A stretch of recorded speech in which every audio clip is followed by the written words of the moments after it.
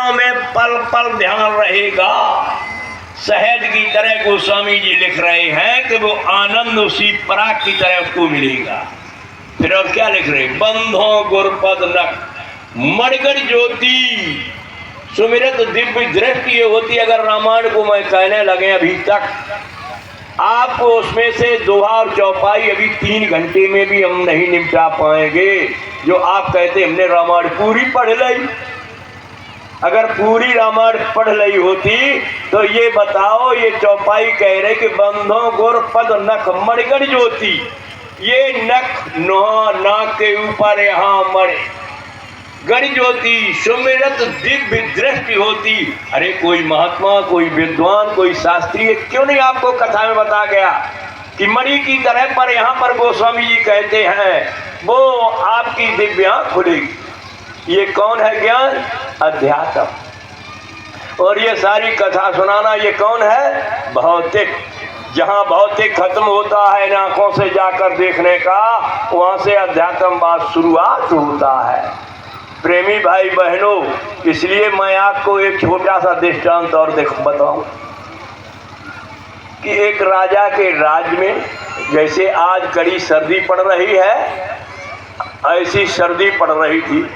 रात में राजा ने विचार किया कि सर्दी में अगर तालाब वहाँ पर 2-3 किलोमीटर दूर था, इस तालाब में कोई खड़ा हो जाए तो सुबह खत्म हो जाएगा।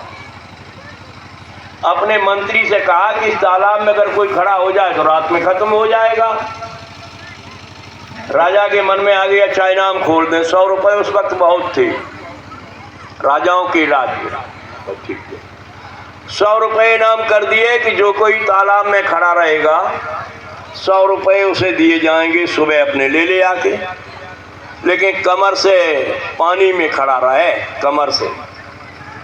बड़े बड़े गरीब, 1 पैसा मजदूरी मिल रही थी। एक गरीब बेचारे ने सोची कि हम 100 दिन मजदूरी करेंगे तब 1-1 पैसे से 100 रुपया बन पाएंगे और एक ही रात में 100 रुपया मिल जाए। पानी लगाए रहे, खेतन में बने रात, कोई परेशानी ज़्यादा नहीं हुई है। कहा महाराज हम खड़े रहेंगे कि जाओ।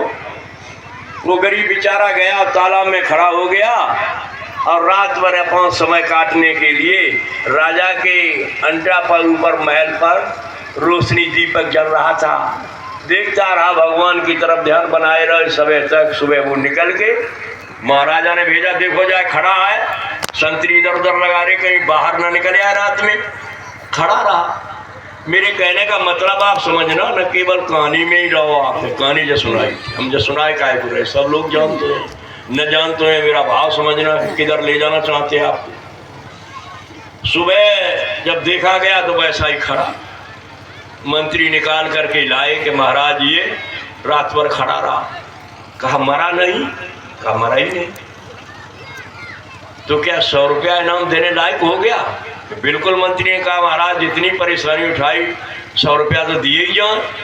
राजा पूछने लगे अच्छा तुम रात भर खड़े रहे तो तुम क्या खड़े रहे, परेशानी नहीं भाई? कैसे खड़े रहे रात भर? क्या देखते रहे, क्या समझते रहे?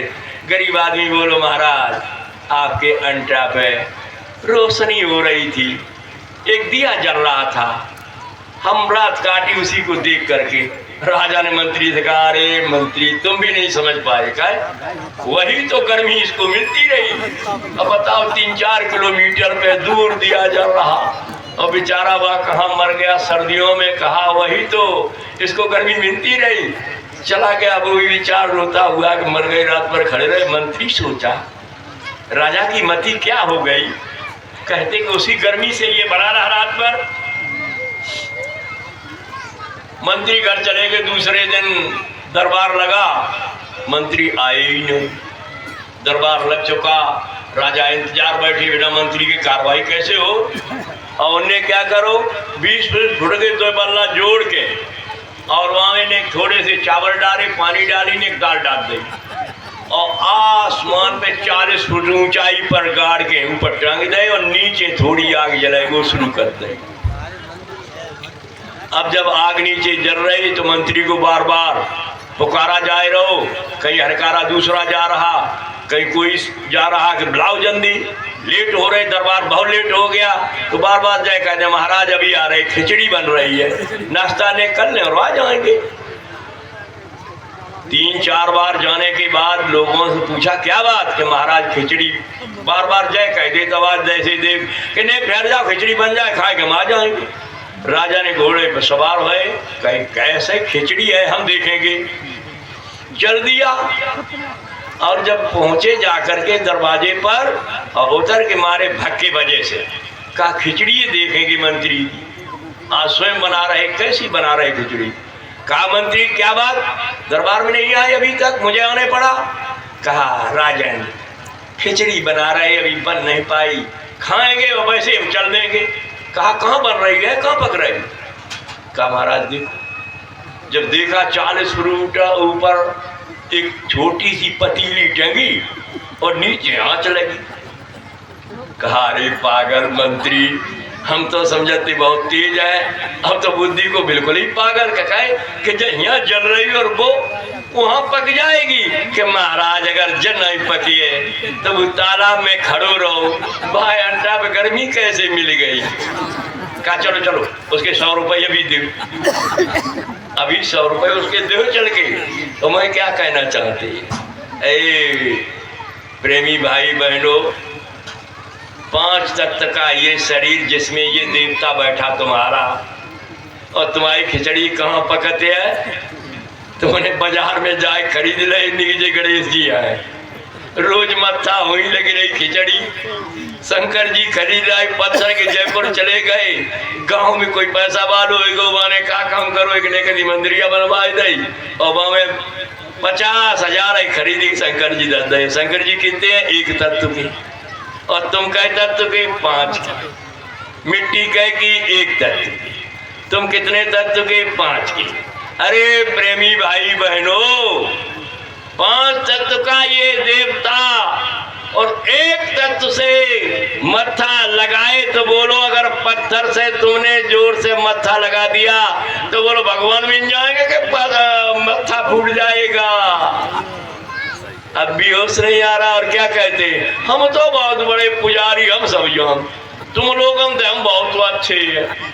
अथवा अच्छे कहा, जब जान ही नहीं पाए रहे कि मुझे 5 तत्व का शरीर मिला है तो मुझे ईश्वर की प्राप्ति करनी है, मेरा काम देवी देवताओं से भी नहीं चलेगा।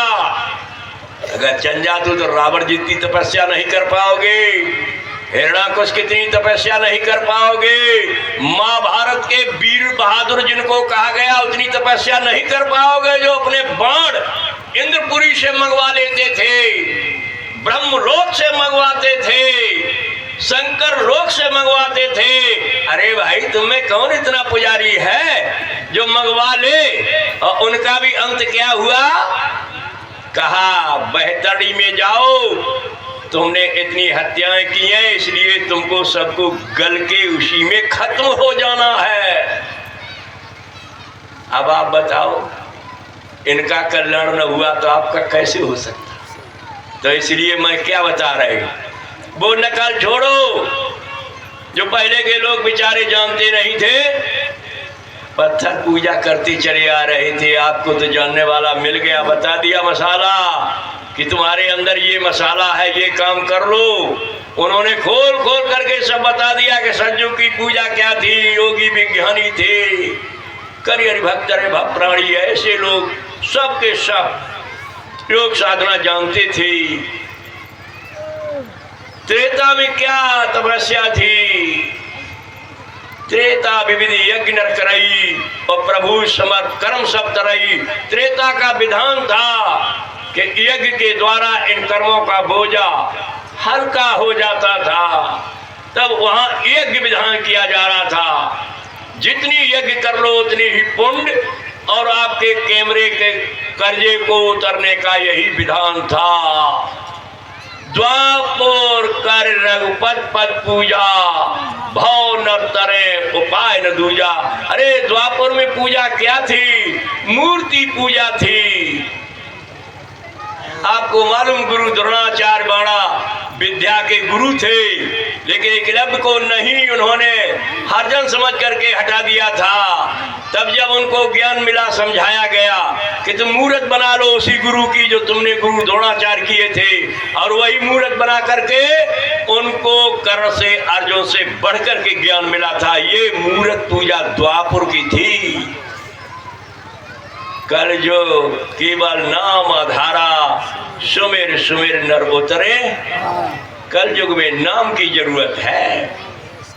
लेकिन अब आप कहोगे हम राम राम बोल, हम कृष्ण बोल, हम हनुमान बोल, हम फलाने बोल, हम तमाम नाम ही की जाप कर रहे हैं। लेकिन नहीं, रामायण आपकी कह रही कोट नाम संसार में इनसे मुक्त न हो, आदि नाम जो गुप्त है पूछे बिरला को।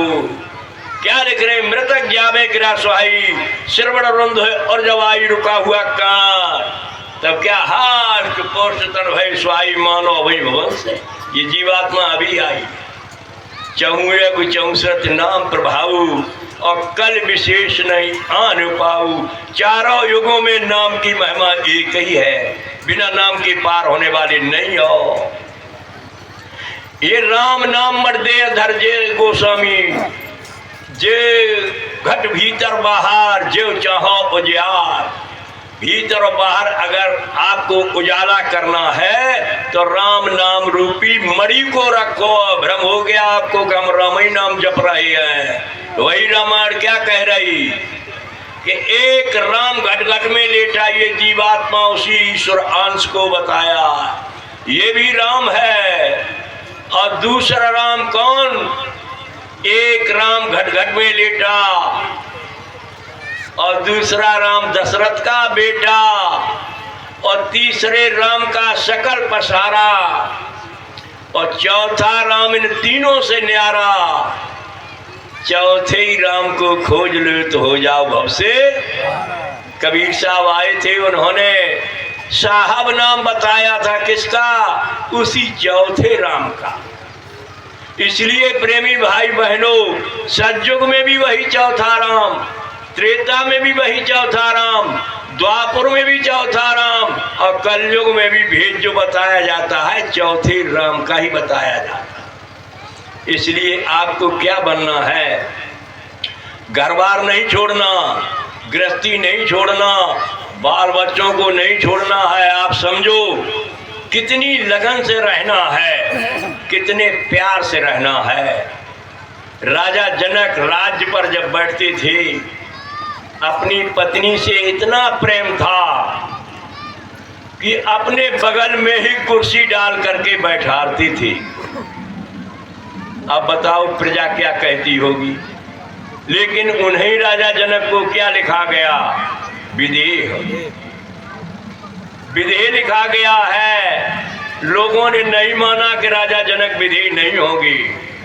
रानी को पास में बैठाते हैं, पूरा राजकाज सवाले हैं, घुड़सवार सेना हथियार सब सवाले हैं। बताओ विदेह कैसे हो गए? बहुत लोगों ने परीक्षा लेने के लिए जब आए और परीक्षा ली कि विदेह कैसे हैं, उन्होंने एक कटोरे में तेल भर करके लबालब और 2 संतरी अगल बगल कर दिए। कहा जाओ पूरा रनवास महल और सब दिखा लाओ इनको। और जब देखने जिन्होंने कहा विदेह नहीं है, जब ले गए तो ये कह दिया अगर एक बूंद भी गिर गया तो भाला इधर वाला इधर और इधर वाला इधर झोंक देगा, मौत हो जाएगी। पूरा रनवास देख करके जब लौट आए तो राजा ने पूछी बताओ रानी किस किस तरह की थी, हथियार कैसे थे, घोड़ों को देखा कौन कौन जात के घोड़े थे। कहने लगे महाराज, कहा बगीचा कितना सुंदर था, कितने फूल खिले थे। जो ये परीक्षा कर रहे कह रहे थे विदेह नहीं है, उन्हीं से ये करवाया। और जब पूछा कि बताओ, कहने लगे महाराज हमको कुछ नहीं मालूम। कहा पूरा घूमे आए, क्यों नहीं मालूम? कहा मैंने निगाह ही नहीं की किसी की तरफ। कहा निगाह कहाँ रखी? कहा निगाह इस कटोरी पे रखी कि अगर एक बूंद गिर गया तो मौत वहीं हो जाएगी। तब कहा कि जब तुम्हारी निगाह यहाँ रही तो मेरी निगाह ऊपर है कि काल ऊपर घूम रहा है, किस क्षण उठा लिया जाए। इसलिए ये व्यवस्था सब चल रही है। मैं नहीं कह रहा हूं कि मैं चला रहा या मेरी है, मैं तो इसी तरह बैठे जैसे तुम्हारा ध्यान कटोरे पर था। खाना वाले को बैठा दिया, कहा तुम खाना खाओ, बढ़िया पकवान बनवाए, सब कुछ बनाए, और यही वो कह रहे थे विधि नहीं है। और जब खाना खाते समय संतरी खड़े कर दिए, ऊपर तलवार टांग दी, कहा ये कतर के गिरे तो मर जाएंगे। संतरी खड़े हैं, हथियार लाए वो भी। जब खाना का पूछा राजा ने, बोलो कितने अच्छे अच्छे पकवान बने थे।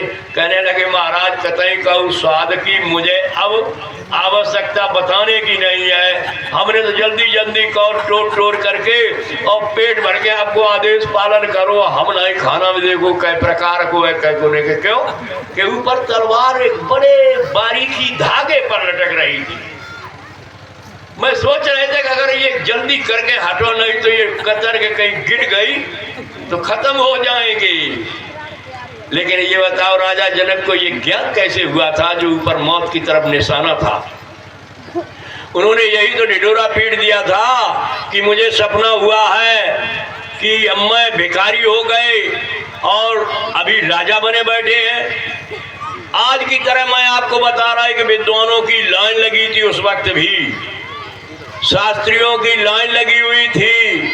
आज जैसे चैनल आप खोल लेते हो, साहब सुन रहे हो क्या कह रहे, ये महात्मा बहुत अच्छे चैनल पे समझाए रहो है, लेकिन आपने समझाने वाली बात तो कोई नहीं। भौतिक चर्चा में अपना मन, और कहते मन को कंट्रोल करो, इंद्रियों को बस में करो, फिर का कहूँ कुआं में डाल दियो जाएगा, कहूँ तालाब में डरियो जाए। अरे उसका रास्ता तो बताइए कि मन को इंद्रियों को कंट्रोल करके और साधना जब करोगे तो तीसरा नेत्र खुलेगा। तीसरा नेत्र कोई बताने वाला ही नहीं है, और आप लोग चैनल सुन रहे। तब राजा जनक ने यही तो कहा था कि कितने विद्वानों को बुलाया, शास्त्रियों को बुलाया, महात्माओं को बुलाया, और कहा कौन सा सही है। सपन ये सही है हम राजा बने बैठे, कि सपन ये सही कि भिखारी होंगी। काऊ ने कही महाराज अंगीला जन थोड़े दिन बाद जाए भूखा भिखारी हो जाए। काऊ ने कही यार सपना नहीं सांची होता है महाराज, आप राज्य में बैठे यही सही है। कहा नहीं मानेगी, जब तक हमारे दिल में बात नहीं समाएगी तब तक मानेगी नहीं। नहीं माना आपकी तरह राजा जनक जैसे आज आप नहीं मान रहे। जय गुरुदेव नाम प्रभु का है, भजन पे बैठिए, कानों में उंगली डालिए, अपने मालिक को देखिए। बाबा जय गुरुदेव के द्वारा बताया हुआ, पूज्य महाराज जी के बताया हुआ द्वारा ये रास्ता अपनाइए। आप नहीं मान रहे, कतई नहीं मान रहे, आप क्या कर रहे भाई? मट्टी की मूर्त खरीद लियो, बाबू मान लियो, और 7 दिन तक कथा कबायो, बाय मनियो, और काव में कथा में भाई क्या कथा? रामायण में लिखा, आप मानोगे नहीं, और रामायण ही हो कराओगे रामचरितमानस और मानोगे बिल्कुल नहीं। रामचरितमानस में क्या लिखे गोस्वामी जी महाराज? पूजिए विप्र सकल गुणहीना और पूजिए न शूद्र चाहे वेद प्रवीणा। अपने आपने इतना खर्च करने के बाद आप पर इतनी जवान पर लगाम लगा दी विद्वानों ने कि अगर शाम को कथा कहने के बाद और घर में अगर बैठ गया शास्त्री तो आपको अधिकार नहीं है कि प्रश्नोत्तर कर सको। क्यों कि घर वालों खर्च कर रहे हो, तुम काहे के नहीं आए, तुम बहस क्यों कर रहे? अरे भाई बहस क्यों कर रहे, हम तो आए सुनना ही कोई नहीं। जब आए हैं तब बताओ, तुम क्या अकेले घर वाले को पढ़ लियो कमाई लियो? लेकिन आप सब लोग जाते हैं तो आपको पूछने का अधिकार नहीं है। पूछोगे मालिक नाराज हो जाएगा, शास्त्री नाराज हो जाएगा। मैं खोलना कह रहा, बुराई नहीं करते इस मंच से किसी की, लेकिन ये बताओ आपने क्यों नहीं पूछा ये कि जब रामायण कह रही पूजिए विप्र सकल गुणहीना, भाई कौन सा ब्राह्मण चाहे मेहतर घर का उसको ब्राह्मण कहा जाएगा, गद्दी पर बैठा?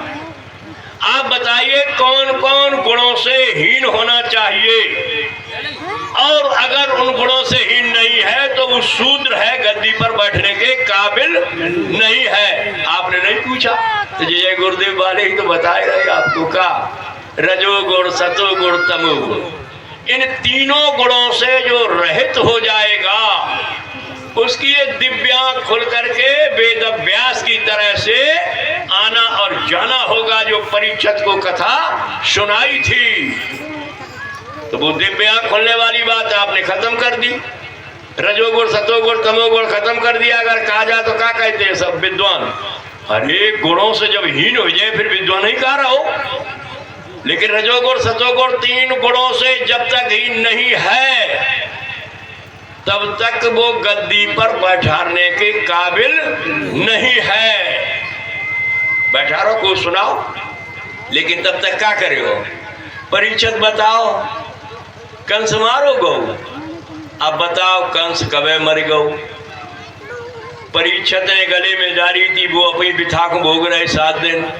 अब ये झूठे बैठा के परीक्षित पे, उन पे हाँ कराई परीक्षित पे, और जितनी पब्लिक सुन रही उन पे हाँ करवाई कि परीक्षित मारा गया। और घर में कथा कान वालो उत्सव कब बाई के जो पुण्य कर रहा हूँ और स्वयं व्यास कह रहा हूँ, और तीनों बातें झूठी।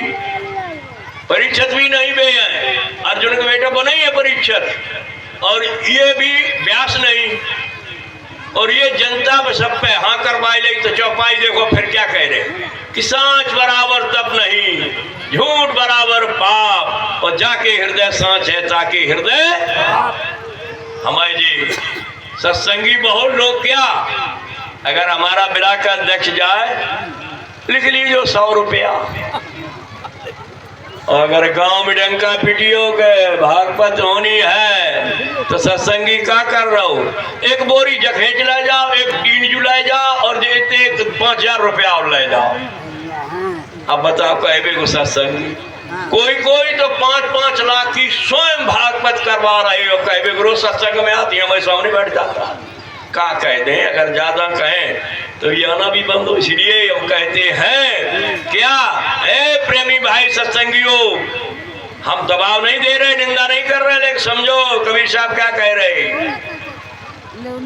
कि जैसे प्रेम कुटुंब से ऐसे गुरु से हो, कहे कबीरता दास का पला न रोके। घर से चले तो क्या करूं, बहू है तो बहू दे, बिटिया दे बिटिया, बस देख लीजिए बकाना पर्स में हम आएगी का 10 को नोट है, और जब सत्संग भी जा रहे हैं, और अगर दमाद आ जाए कोई 10 रुपया से विदा करिए, बताओ समझी आ जाए 10 रुपया से विदा करोगे? अगर बिटिया के गांव वाले आएंगे तो कहा जे रोज रोज नहीं आए, 50 रुपया कम से कम हो न कि 4 जने हैं तो 200 रुपया करो, करे जाए। ध्यान से समझो ये बात कि तुम्हारा रिश्तेदार कोई आए तो आज 10 रुपया की अहमियत नहीं है, कोई देगा नहीं, भेंट देवी बिगड़ जाएगी, कहेगी 10 रुपया दियो मालिक, तो हम नहीं जाए उनके सामने 10 रुपया की विदाई देंगे। और ऐसे महाप्रभु जो तुम्हारे लिए कितनी मुसीबत उठाई, हा धन्य है मेरे मालिक को।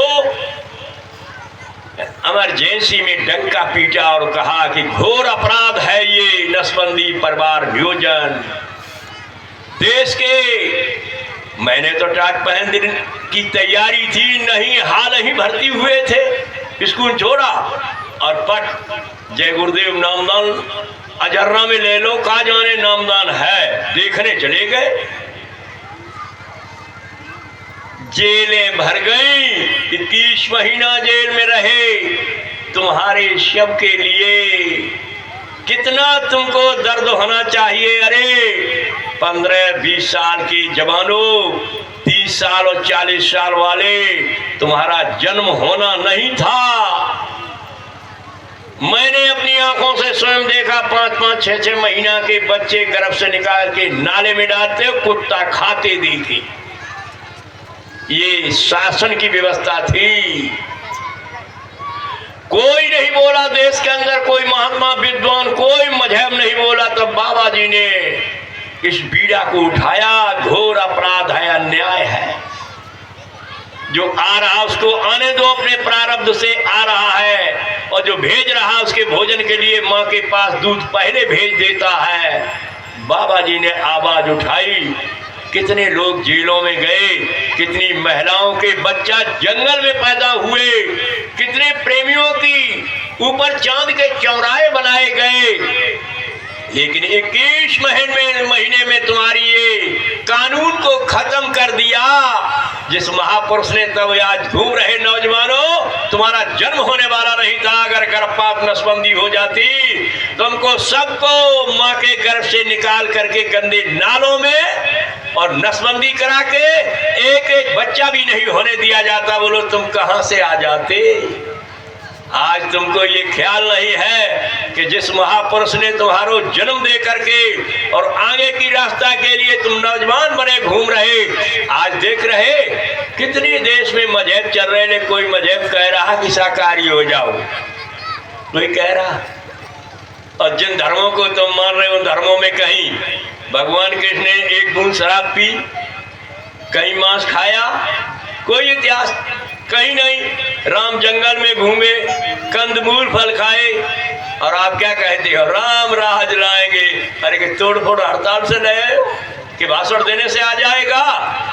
राम राज ऐसे नहीं आएगा। राम के आचरणों पर जब चलोगे, मालूम आपको बालकांड में देखो क्या लिख दिया है। गुरु गृह गए पढ़न रघुराई और अल्प काल में विद्या पाई। कौन सी विद्या पाई। प्रात काल उठे रघुनाथा और गुरपित मात नभावे। अब हाथ उठवा दिया जाए तो शायद इतनी में कोई निकल ही नहीं। झूठो भले हाथ कोई उठा दे कि हम रोज जो ही करते। उन विचारों के लिए खाना पीना, और अगर 4 बार, एक बार बच्चे को नहीं, माता पिता ने 10 बार बच्चों को समझाया, मांगा ये क्या है, चिड़िया चिड़िया चिड़िया। और अगर बुढ़ापे पे माता पिता ने पूछ लिया बेटा कहाँ गए थे, कुरावली, जल्दी में कह दे जो कुरावलियों ने ठीक करे। और दोबारा फिर कहीं कहाँ गए थे, काका चुपा नहीं बैठो रहा, चुपचाप बैठिए, तुमको क्या मतलब है। अब बताओ 2 बार नहीं बताया बात, उन्होंने 100 बार तुम्हें पढ़ाओगे जो चिड़िया। और क्या करेंगे, जय श्री राम। हम का विरोध करो तो भाई, राम ने पढ़ाओ तुम भी पढ़ो, सो पढ़ोगे नहीं। ए प्रेमी भाई बहनों, अब आपको ये समझाया जा रहा है कि सबके दिव्य आंखें हैं, सबके ज्ञान चक्षु है, और जिन्होंने देखा और सुना है सबने, उनके इतिहास पढ़े हैं। आप भी वही कर लो। हम ये नहीं निंदा करते, न भागवत की करते, न ग्रंथों की करते। मैं रामायण गीता का सबका सम्मान करते हैं, लेकिन रामायण को देखो क्या लिखा है। गोस्वामी जी महाराज ने हमारे आपके लिए आगे के लिए लिख दिया है। क्या ये सूरत है चेतन। इसी सूरत के लिए गोस्वामी जी महाराज क्या लिख रहे हैं। सूरत ने जब धुन को पकड़ा, क्या धुन, शब्द। सूरत ने जब धुन को पकड़ा, आसमां पर चढ़ गई, हो गई काबिल वहां पर अब न कोई गम रही। ऐसी तीखी सूरत है, होर गई ब्रह्मांड, पीऊ न्यारा देखिया 7 दीप नवखंड। चढ़त इस शब्द की धार में देखो, समझ रहे। जय गुरुदेव। देखो माताएं बहने बच्चियां ध्यान दो। कथा तो रोज मिल जाएगी सुनने को, भागवत रोज मिलेगी सुनने को, लेकिन ये नहीं मिलेगी। ये मैं इसलिए बता रहा हूं कि मैं रामायण से अलग नहीं जा रहा हूं। आप सोचते हो अगर सत्संग को, अभी तो सत्संग के पास भी नहीं मैं गया, अभी तो आपको उसी से मैं सुना रहे जो आपका मन उसमें लगा। तो आप कहते का अरे बा में कथा सुनवे जय शास्त्री बहुत अच्छा आया है, तो मार और काट और बाण और विद्या और जो सब चला के आपको सुनाई दे। और फिर ने गोपिका और बनाई दो, और गोपिका बना के कल कहा कि कल गोवर्धन लीला होगी और कल आप पकवान बना के आएंगे, तो आप खुश हो जाते। लेकिन तुम्हारा पकवान बुढ़ापे तक कैसा बन जाएगा। फिर जब मरने को होगे तब आपको ख्याल आएगी कि अब मेरे साथ कोई जाने वाला नहीं है। तो श्री रामायण में क्या लगा, जीवित समझो जीवित बीजो जीवित सुरग निवासा, और मुँह मुक्त की आसन करना झूठा दे विश्वासा। तो सूरज ने जब धुन को पकड़ा, आसमां पर चढ़ गई, हो गई काबिल, वहां पर अब न कोई गम रही। ऐसी तीखी सूरत है, फोड़ गई ब्रह्मांड, और पीऊ न्यारा देखिया, साथ दीप न खंड, असली पिया को देखा।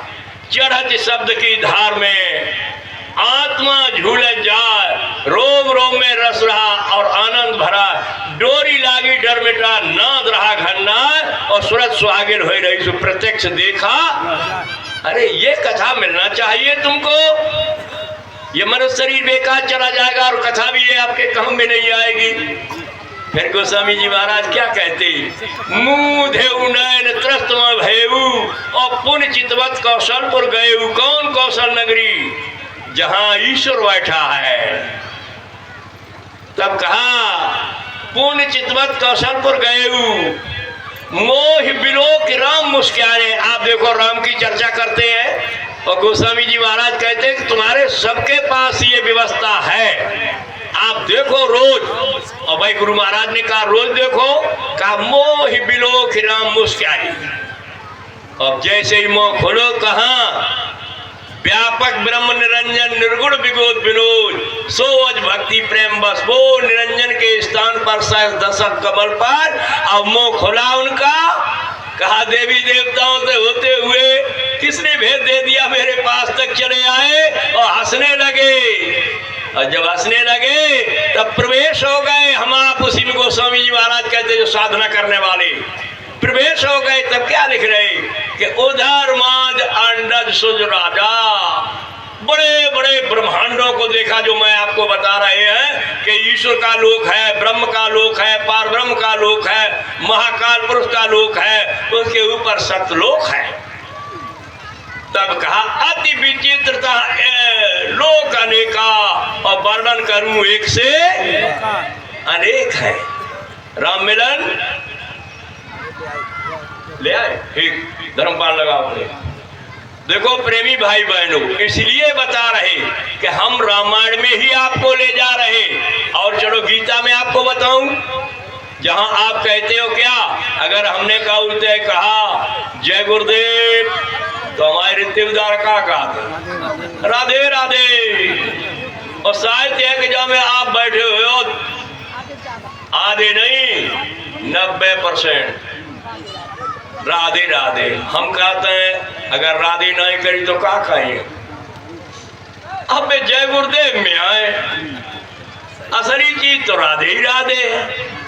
अब क्या समझाए दी इतनी जल्दी में। लेकिन समझो राधे की बात, कि जब बाण लग गया राधे के, तब उन्होंने सोचा, बहेलिया दौड़ के आया कि हिरण मारा गया।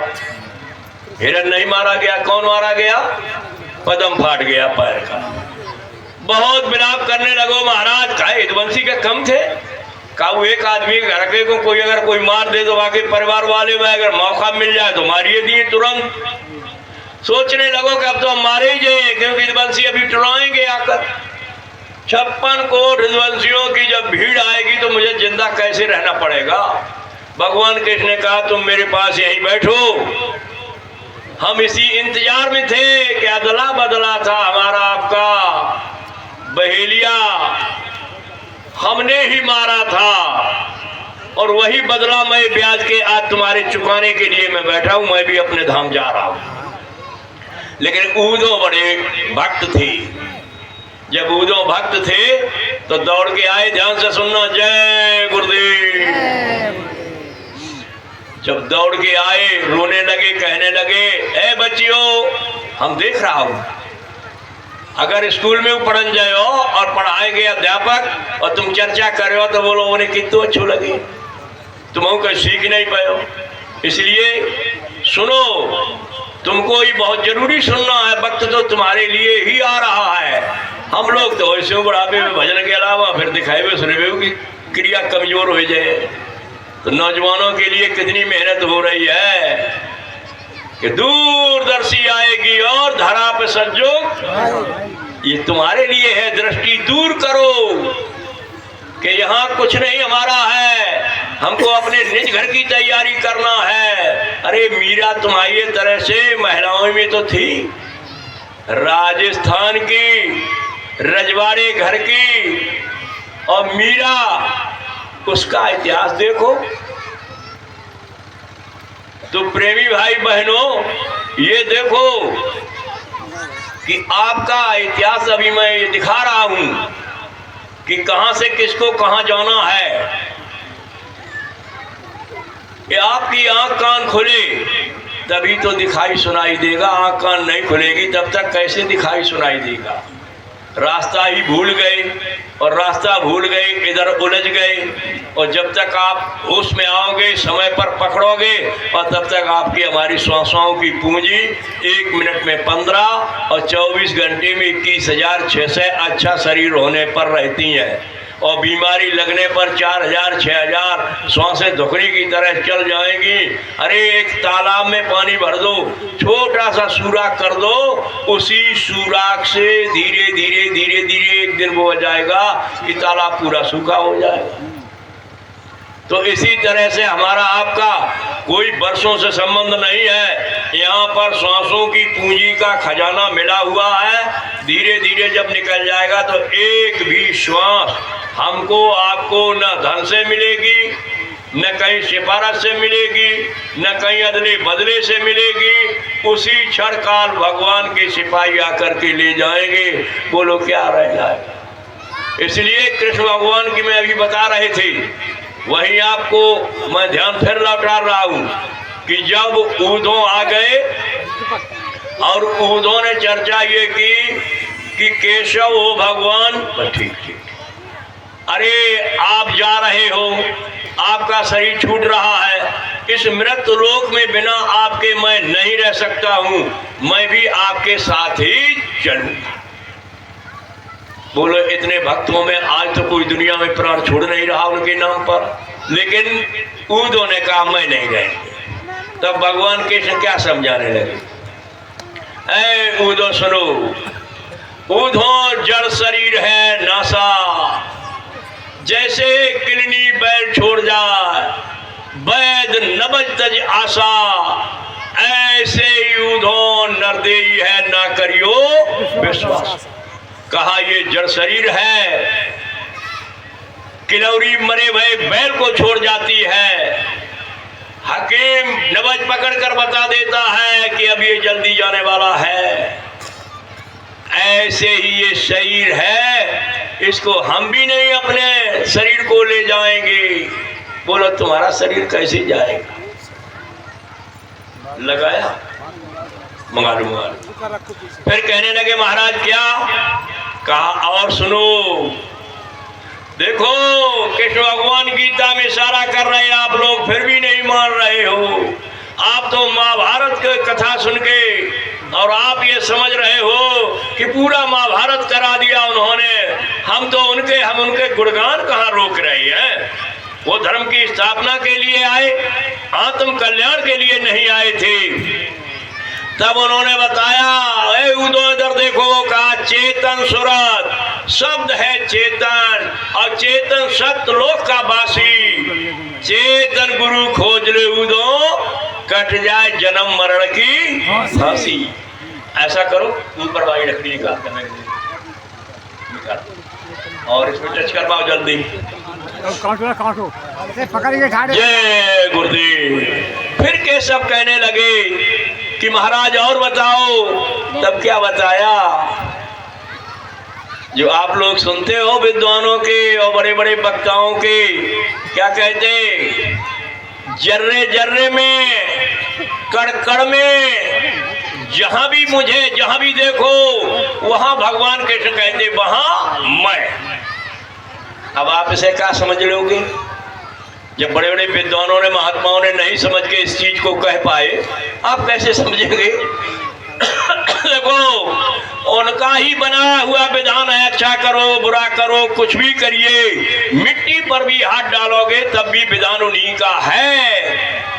कर्म प्रदान विश्व रच राखा, और जो जस करो सो तस फल चाखा। कहा मेरा विधान है, जहां दृष्टि डालोगे जो करोगे, ऐ केशव मेरा ही है, जर्रे जर्रे में विधान मेरा है।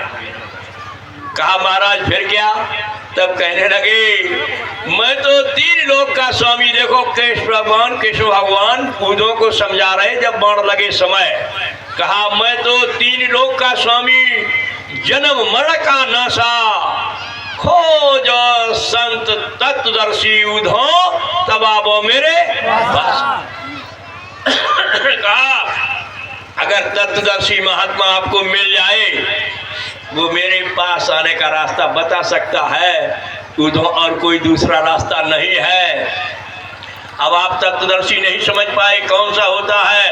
5 तत्व का ये शरीर, इसका भेद जानने वाला, 17 तत्व का लिंग शरीर देवताओं को उसका भेद जानने वाला, 9 तत्व का सूक्ष्म शरीर शेष 10 कमल पर ईश्वर के स्थान का भेद जानने वाला, 5 तत्व का कारण शरीर ब्रह्म के स्थान पर जहां आप कहते हो ओम शांति शांति शांति, चारों शरीर के खोल को जो उतारने की विधि जानता है, वो तो वही मेरे घर तक पहुंचा सकता है और कोई पहुंचाने वाला नहीं है। तो महाराज उसके लिए क्या युक्ति की जाए?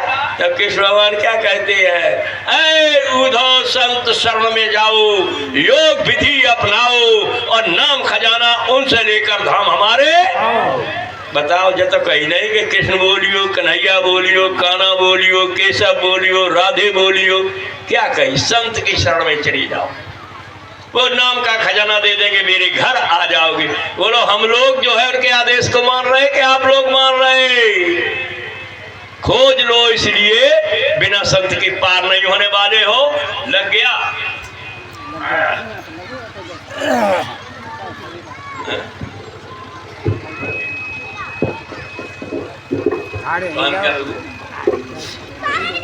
मतलब से क्या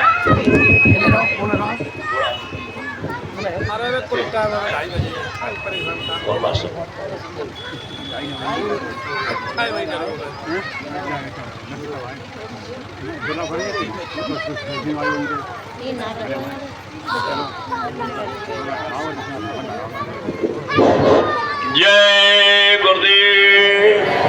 देखो इधर देखो आप लोग, ये मैं इसलिए दिखा रहा हूँ कि बहुत कुछ समझाने के बाद आप हम यही नहीं जानते कि हम हैं कहाँ पर और मुझे जाना कहाँ पर है और देवी देवता कहाँ पर हैं, ईश्वर कहाँ पर है, ब्रह्म कहाँ पर है। आपको कोई ये बताने वाला नहीं का, केवल इतना जानते हैं अगर आपत्ति पड़ जाए, बैठो, आपत्ति पड़े, मुसीबत हो, कोई चीज हो तो क्या कहते?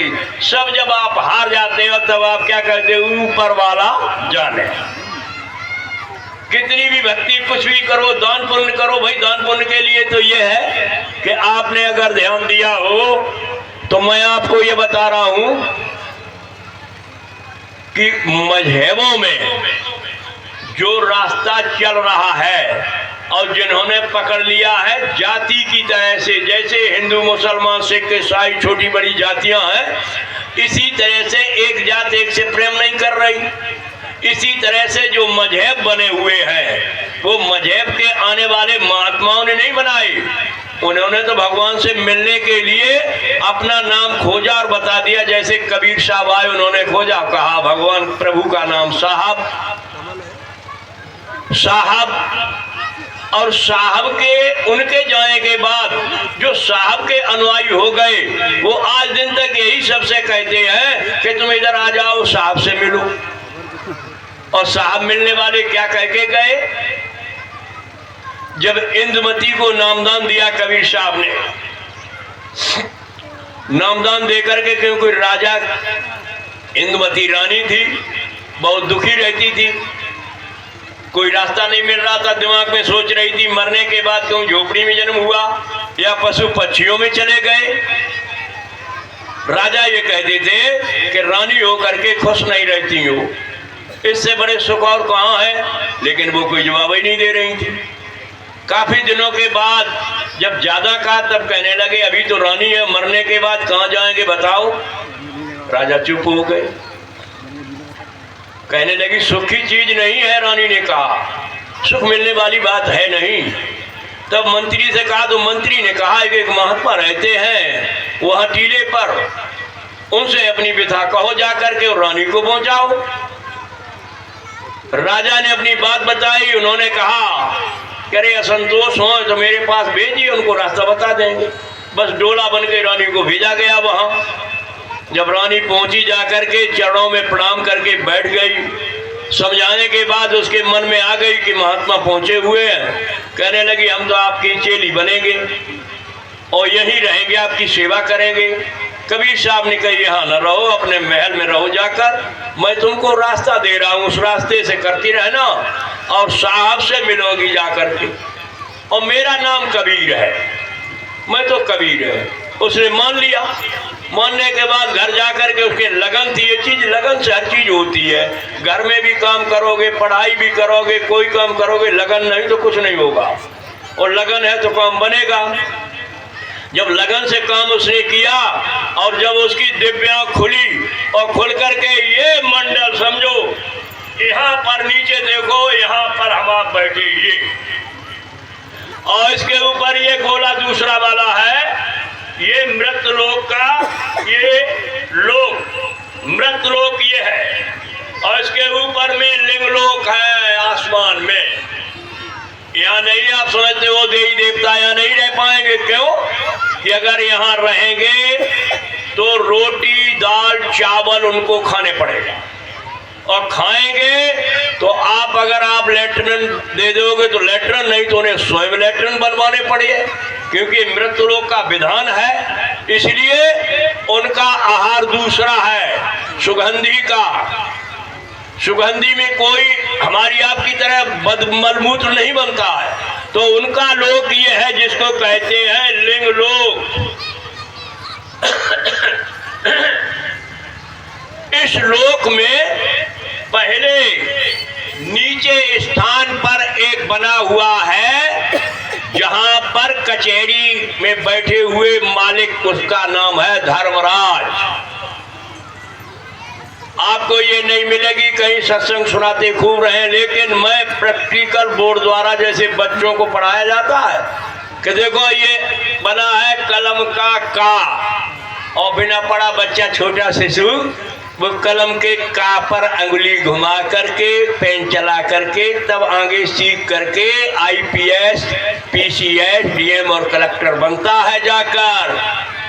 आप ये न सोचो कि हम सबको जानते, हम बड़े विद्वान हैं, लेकिन अध्यात्मवाद में आओगे शिशु क्लास के बच्चे की तरह पढ़ना पड़ेगा। और नहीं अगर आओगे तो बजेगा कार का डंका, कोई बचने न पाएगा। बचेगा साध जन कोई जो सत्य से लौ लगाएगा। अरे प्रेमी भाई बहनों, हमारे गुरु महाराज ने कहा बहुमत त्रियमत बाल मत भिन्न नरेश का राज, सुख संपत्ति की कौन कहे प्राण बचे बाबा बड़े भाग। अरे धन दौलत की कहोगे कि आगे चल के ये कहोगे कि किसी तरह कोई रास्ते से हमारे प्राण बच जाए, तो समझ लो ये लिंग लोक है। ये मृत लोक में 5 तत्व के खलगा है। पेड़ से, जमीन से, पशु से, पक्षी तक एक एक खत्म कम होता गया तत्व। अब तुम्हारे ही अंदर 5 तत्व हैं, पशुओं में 4 हैं। इसी तरह सबके घटते चले आ रहे हैं कीट पतंगा की तरह। यहाँ पर 17 तत्व हैं। धर्मराज के 17 तत्व, काली माता के 17 तत्व, दुर्गा 17 तत्व, शंकर जी 17 तत्व, ब्रह्मा जी 17 तत्व, विष्णु 17 तत्व। ये सब के सब आध्यात्मा शक्ति ईश्वर की पत्नी भी 17 तत्व की है, शरीर धारण किए हुए हैं। ये कहो कि ये लोग पार हो जाएं, कोई पार होने वाला नहीं और कोई किसी को पार करने वाला नहीं। कोई किसी को संतान देने वाला नहीं, कोई किसी की संतान लेने वाला नहीं, कोई किसी को नौकरी देने वाला नहीं और कोई किसी की नौकरी लेने वाला नहीं, कोई किसी को जमीन जायदाद मकान देने वाला नहीं। जो तुम्हारे प्रारब्ध में भरा हुआ है वही मिलेगा, दूसरा कोई अधिकार नहीं है। और अगर इन देवी देवताओं के कहने पर कहीं आपको मिल भी गया है कुछ, तो आपका खाता ये रुक जाएगा, कैमरा रुक जाएगा। और ये 2 साल 4 साल 10 के लिए आपको एकदम फैलाव कर दे, लेकिन जब मौत घटेगी, इनका आशीर्वाद घट जाएगा, तो ये कैमरा जहाँ छूट गया मई ब्याज के आपको वहीं से भोगना पड़ेगा। अगर मौत हो गई, सही छूट गया, तो वो कैमरा मई ब्याज के अगले जन्मों में आपका बढ़ जाए। इसलिए कुछ मांगो किसी पर ना, अपने कैमरे में प्रारब्ध पर भरोसा रखो। तो ये रहा देवताओं का लोक, समझ लो। इंद्रवती ने यहाँ बैठ के जब चढ़ाई की तो देवताओं के लोक में पहुंची जाकर, यहाँ से फिर ऊपर में सहज 10 कमल पर जहां राम और कृष्ण ईश्वर हिंदू कहते हैं और मुसलमान इनको कहते हैं खुदा। मुसलमान इन्हीं को खुदा कहते हैं। ये 9 तत्व के शरीर में बैठे हैं, ध्यान सीधा लगाए हुए अनामी पुरुष का, उनकी भक्ति में आज भी बैठे हुए 9 तत्व में। और जब तुम साधना करोगे दिव्या खुलेगी, जैसे मीरा की खुली, पलटू रायदास, चरणदास, अर्जुन साहब, धर्मदास, गरीबदास, इन सब की आंख कान खुली। अरे राधा स्वामी, गुरु नानक और कबीर साहब, सबकी आंख खुल करके ऊपर को जब चले तो इंद्रवती ईश्वर के लोक में पहुंची जाकर, यहाँ से जब चढ़ाई और ऊपर चलेगी, इसको कहते हैं ब्रह्म।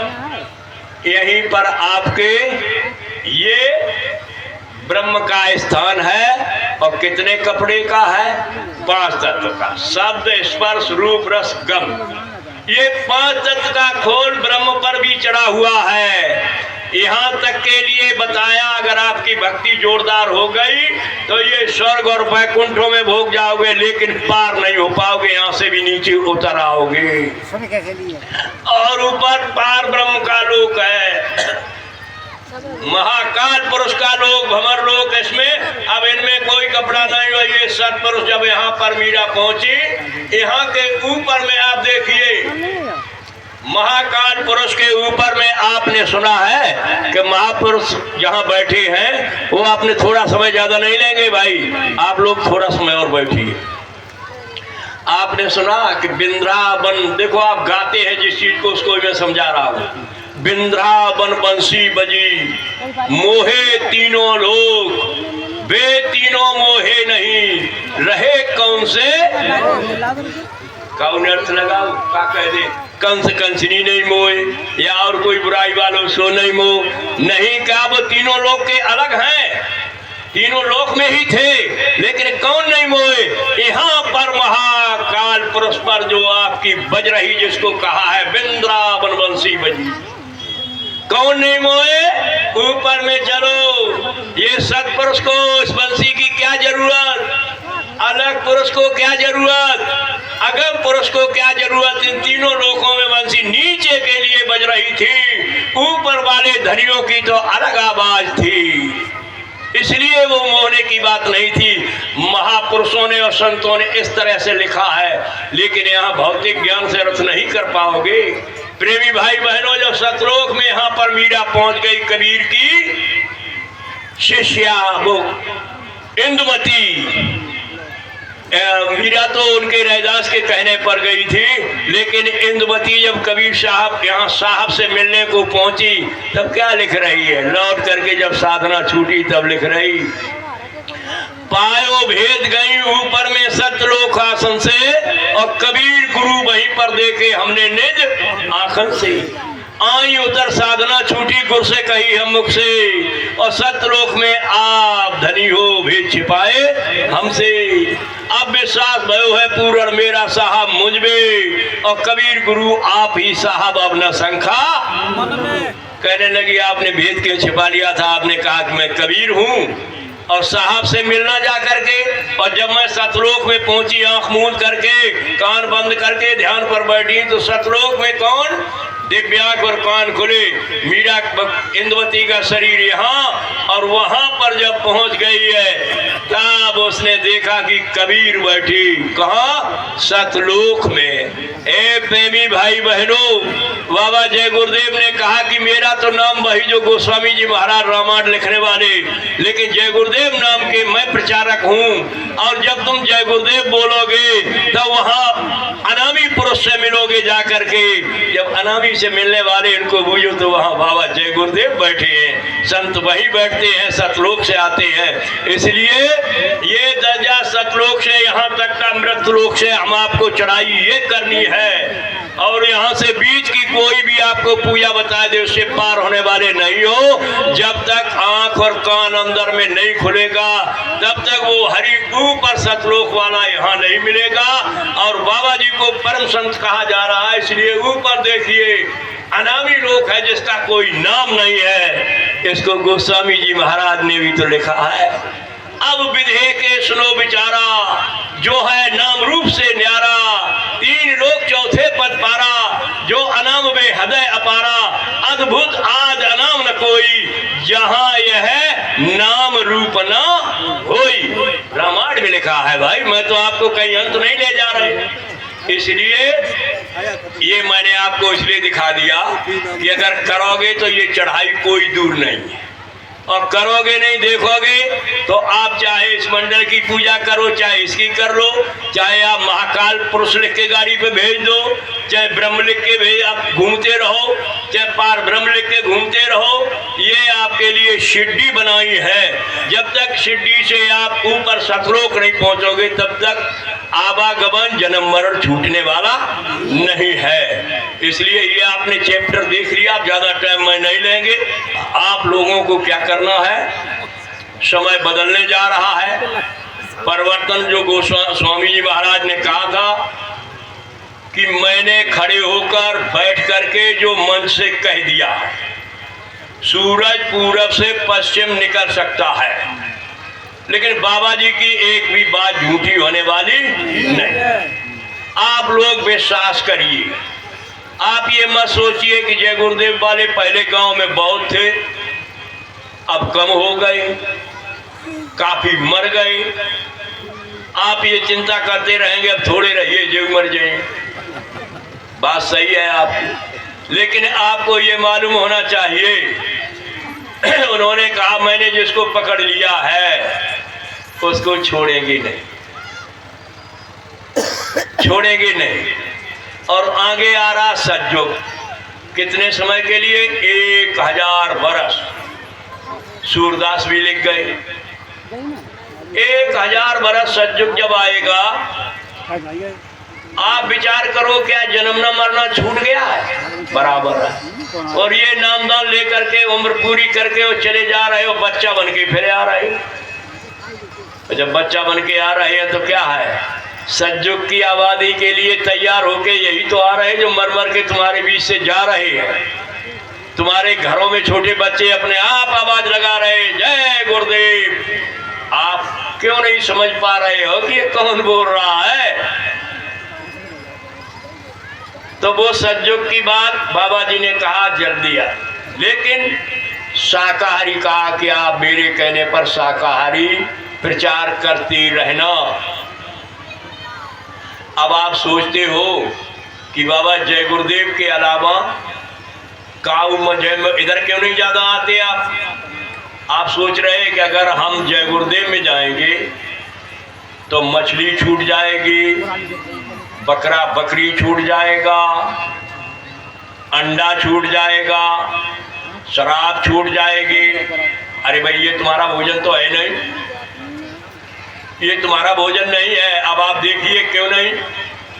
हमने देखा जैसे बुद्ध भगवान आए, हमने उन मजहब वाले प्रेमियों को देखा, बुराई मत मानना, बहुत गांजा पीते,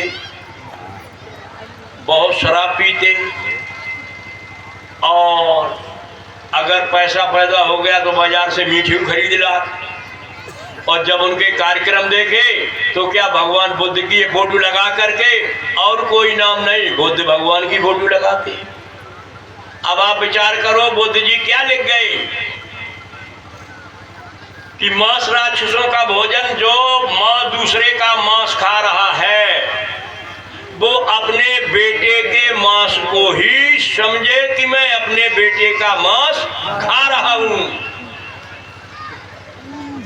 बताओ कितना कठिन शब्द प्रयोग उन्होंने किया। लेकिन उन बुद्ध वालों को पूछो कि भाई मानते तो हो, लेकिन ये लिखा इसको मानो, शाकाहारी आवाज लगाओ, चलो नीचे और आ जाओ। जैन धर्म आपने देखा जिसमें महावीर बुद्ध आए, और जैन के महात्मा जो हैं कैसे रहते मालूम? यहां से लेकर के यहां पैरों तक कोई वस्त्र नहीं, पूरा शरीर नंगा। पता नहीं कहां तक वर्णन किया जाए। शरीर उसी को धो करके चरणामत बना करके देवी और पुरुष उसको पीते हैं। और उन्होंने क्या लिखा? अहिंसो परमा धर्मा, किसी भी जीव की हत्या मत करो, किसी के शरीर को काट करके और मत खाइए, ये तुम्हारा भोजन नहीं है, समझो आप। और शरीर नंगा।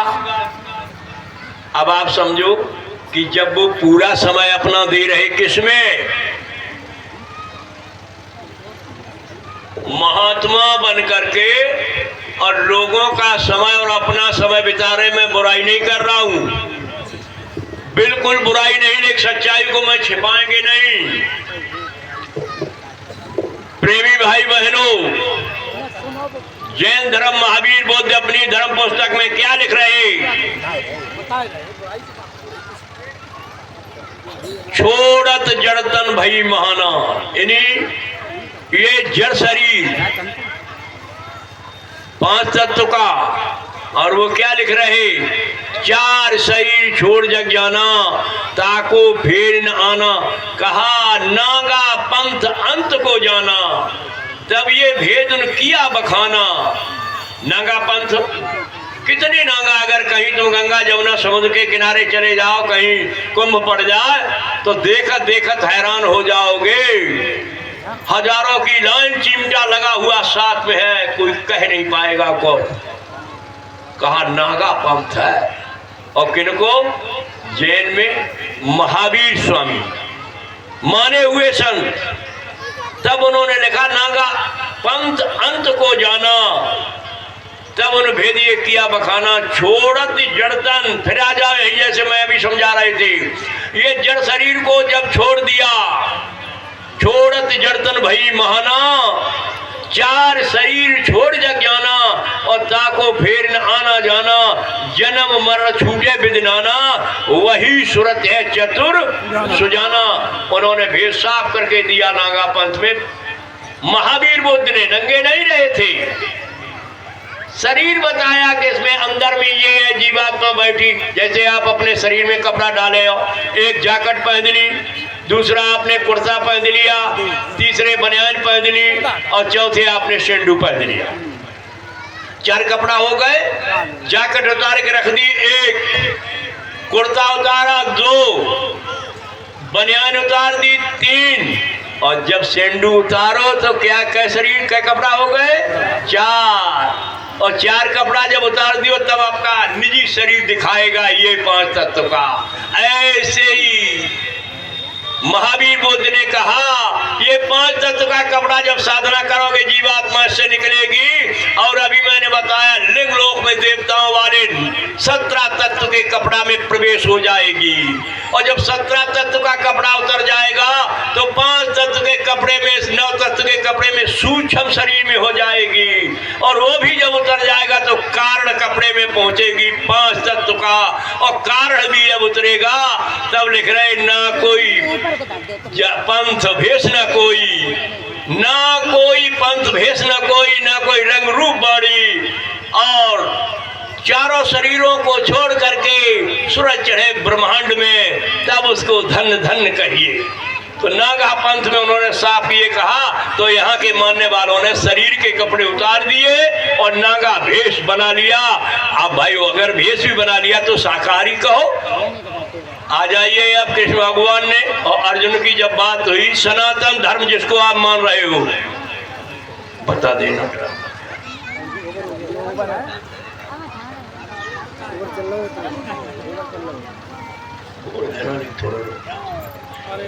सनातन धर्म जिसको आप मान रहे हो, कृष्ण भगवान से अर्जुन ने कहा कि अरे भगवान केशव सबसे बड़ा धर्म क्या है। भगवान कृष्ण अर्जुन को समझाने लगे, कितना भी दान कर दो, कितने भी तीर्थ कर लो, कितने भी व्रत कर लो, कितनी भी तरह तरह की पूजाओं कर लो, लेकिन अर्जुन सबसे बड़ा धर्म दया करना होता है। दया करने से जो प्राणी को फल मिलता है और किसी कार्य से नहीं मिलता है। इसलिए प्रेमियों मैं बता रहा हूँ कि जब सनातन धर्म में कृष्ण भगवान ने दया करना बताया है, तो आप सब लोग भी दया का यही काम है कि न जिंदा न मुर्दा न किसी पक्षी के कोई मांस को खाने का काम न करो।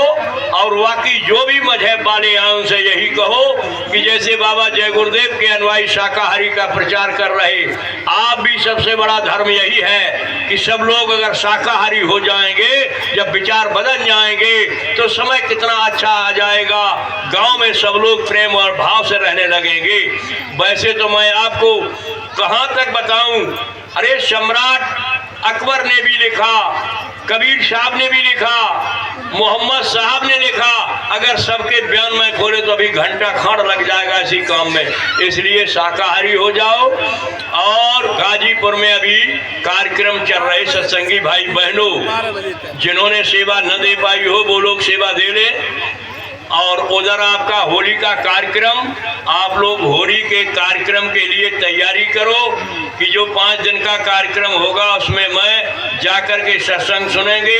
आने के लिए आप अपनी गाड़ी की व्यवस्था कर लो। वहाँ आपको राउटी मिलेगी, भोजन भंडारे में मिलेगा, सत्संग आपको सुबह शाम दोनों टाइम पर मिलेगा। महाराज जी से मिलने का मौका मिलेगा। अपनी दुख तकलीफ परेशानी को महाराज जी को आप बताएंगे तो आपकी उसमें बहुत बड़ी मदद होगी। इसलिए आप लोग होली की तैयारी सत्संगी और सब लोग करेंगे। और इन्हीं शब्दों में अपनी वाणी में विराम दे रहा हूँ। अगर कोई भूल चूक कुछ हो गई हो तो आप लोग वैसे तो उम्र में बड़े, वैसे छोटा समझकर क्षमा कर देना। इस मंच से किसी की निंदा आलोचना नहीं की जाती है। अभी कोई नहीं खड़े होंगे, एक प्रार्थना होगी, प्रार्थना के बाद समापन होगा। उसके पहले धर्मपाल 5 मिनट भी पहले 5 मिनट भेज के समापन प्रार्थना बाद में करेंगे। भेजो। जय गुरुदेव।